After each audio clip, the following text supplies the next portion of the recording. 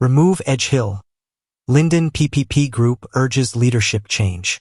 Big Smith News Watch reports, a group of Linden activists representing the People's Progressive Party Civic, PPP/C, is calling for the removal of one Edge Hill as the party's regional representative.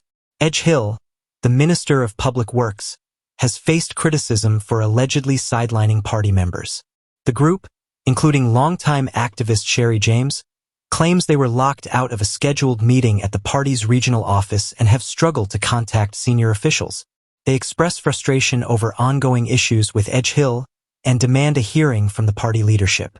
Members argue that Edge Hill's leadership contributed to the party's recent election loss in Region 10, stating, "Edge Hill spells doom for us in Region 10. They seek to address their grievances and insist that party members should not be overlooked." The group requests a meeting with the Central Executive Committee, asserting that their concerns have been previously reported to party leaders, including President Ali and General Secretary Barrett Jagdeo, with no resolution. Region 10 has historically been a stronghold for the People's National Congress reform, but the PPP/C has made gains over the years, despite recent setbacks in the elections. AG Nandlal clarifies authority on Parliament dissolution and summoning. Attorney General and Minister of Legal Affairs, Mohabir Anil Nandlal SC, has stated that the authority to dissolve and summon Parliament rests solely with the President. In his weekly address, Nandlal addressed public concerns and misinformation regarding the summoning of Parliament, emphasizing that the Constitution clearly grants these powers exclusively to the President. He explained that the legal instrument for dissolving and summoning Parliament is a proclamation issued by the President. The 12th Parliament was officially dissolved on July 4, 2025, along with the regional democratic councils. According to Article 69 of the Constitution, Parliament must be summoned within 4 months of dissolution. Nandlal clarified that since the 12th Parliament was dissolved and not prorogued, it must be summoned by early November 2025, specifically around November 3rd. President Dr. Mohammad Irfan Ali has also assured that Parliament will be summoned within the constitutionally prescribed timeframe. Inquest ordered into death of Delon Lawrence in police custody. Big Smith News Watch reports, the Office of the Director of Public Prosecutions, DPP, has ordered an inquest into the death of 38-year-old Delon Lawrence, who died while in police custody on March 16, 2025. A file was submitted to the DPP in June following an investigation by the Guyana Police Force's Office of Professional Responsibility, OPR. The inquest will explore the circumstances surrounding Lawrence's death, particularly the actions of police who rescued him from a mob but did not take him for medical treatment despite visible injuries.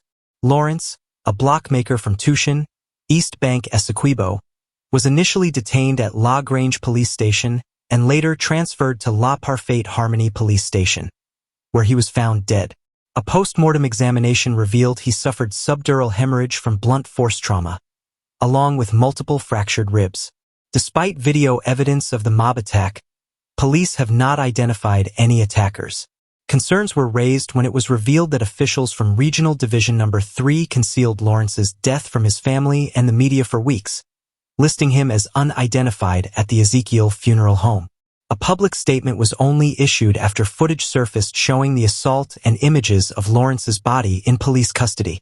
The police report claimed Lawrence had stabbed a female passenger on a minibus and was subdued by passengers and responding officers.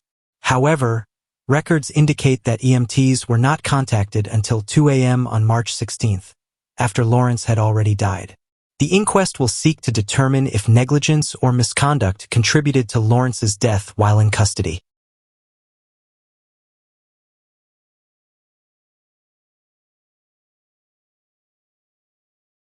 Ministry of Education Statement on Teacher Concerns. The Ministry of Education, MO, wishes to clarify the following points.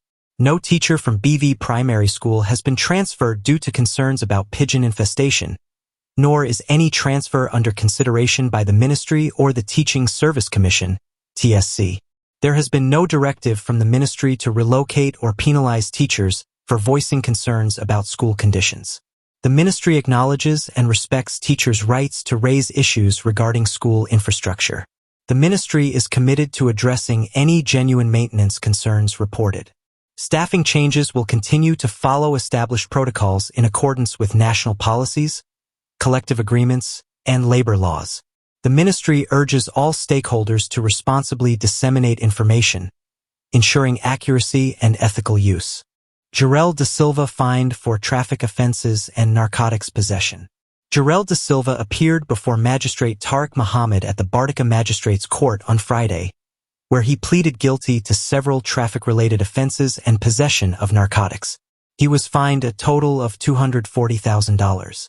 The traffic charges included prohibition of tinted glass, fined $10,000 or 2 weeks in prison; resisting arrest, fined $20,000 or 2 weeks imprisonment; dangerous driving, fined $50,000, with his driver's license endorsed; obscured ID mark, fined $130,000.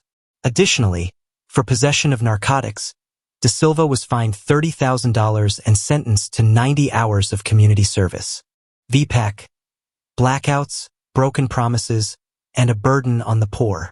The Vigilant Political Action Committee (VPAC) has raised alarm over the ongoing power struggles faced by families and small businesses across Guyana. Citizens are enduring daily blackouts, low voltage, and power surges that not only damage appliances but also spoil food, contributing to significant financial losses. VPAC highlights that while families suffer, the government continues to allocate hundreds of millions of US dollars to new contracts, including a controversial $1 million mobilization fee for a rented 36-megawatt power ship.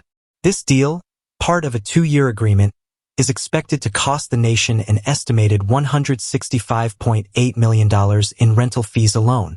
Additionally, fuel costs for 2025 are projected to reach 26.2 billion Guyanese dollars, all while citizens remain in the dark.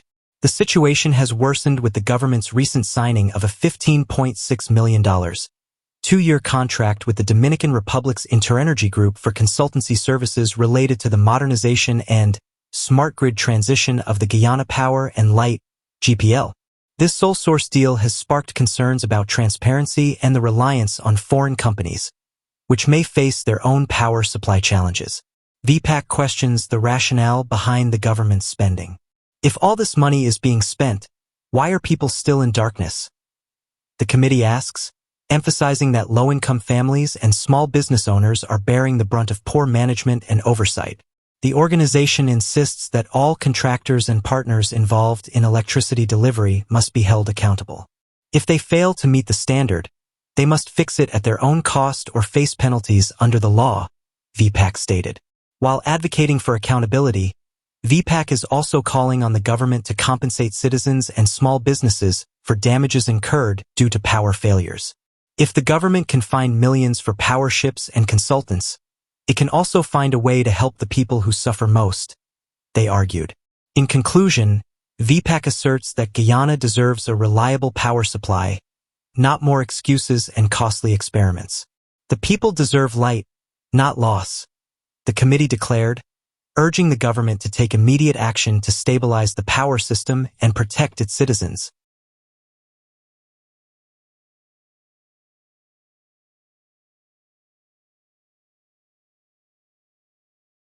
Stop and search leads to narcotic seizure on West Coast Berbice. Police ranks from the Fort Wellington Police Station conducted a successful operation on Thursday night around 11:40 p.m. on the Cotton Tree Public Road, West Coast Berbice. During the operation, they stopped a white Toyota Premio driven by a 43-year-old carpenter from New Amsterdam, who was accompanied by a 14-year-old. A search of the vehicle revealed several bulky plastic-wrapped parcels concealed within a speaker box in the trunk. Upon examination, the parcels contained approximately 22 pounds of leaves, seeds, and stems suspected to be cannabis. The driver claimed ownership of the narcotics. The drugs, vehicle, and related items have been seized as evidence. Both individuals are in custody and are assisting with the ongoing investigation.